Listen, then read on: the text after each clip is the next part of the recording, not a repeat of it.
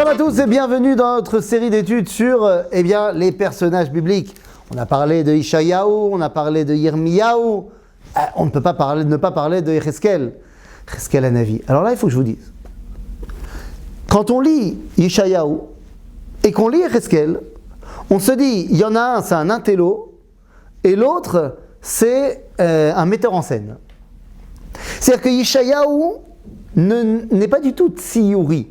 Il ne fait pas du tout, il ne donne pas vie aux choses avec des images. Alors que Yecheskel Hanavi, quelles images, quelles paraboles imagées nous donne-t-il dans tout son livre. C'est lui qui va nous parler de Maaseh Merkava, c'est lui qui va nous parler de Chazon Ha'atzamot Ha'yeveshot. Mais attention, nos sages vont nous dire, tout ce que Yecheskel a vu, Ishayahu l'a vu aussi.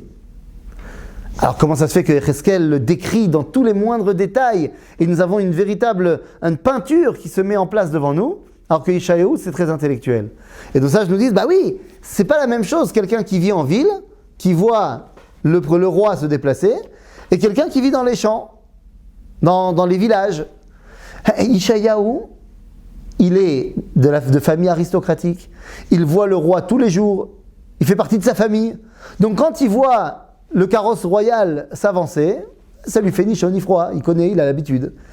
Yecheskel ben Bouzi, lui, non. Lui, il n'a pas l'habitude de voir le roi.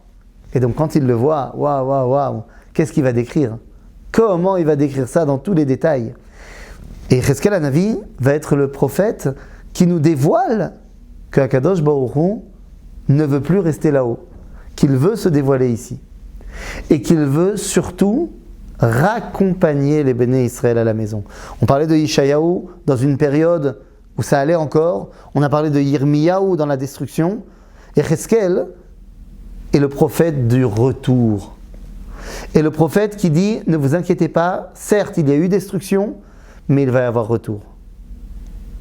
Yecheskel nous parle de ce Chazon Ha'atzamot Ha'yeveshot, de la prophétie des ossements desséchés, dans laquelle il nous dit, eh bien voilà, vous avez été détruits, âme Israël.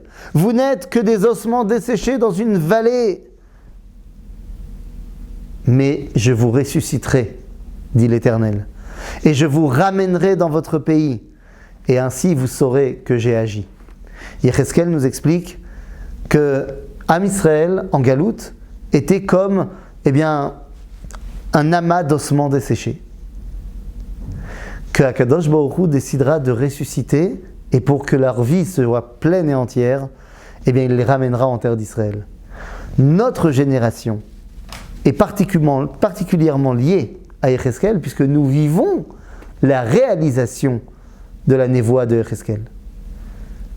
Quand on regarde les forêts d'Ukraine et de Pologne, où il y a eu la Shoah par balle, où on peut voir des fosses communes terribles avec des ossements desséchés, et quand on voit ce qui s'est passé juste après la Shoah et la résurrection du peuple juif, on peut comprendre que la prophétie de Yecheskel se réalise sous nos yeux.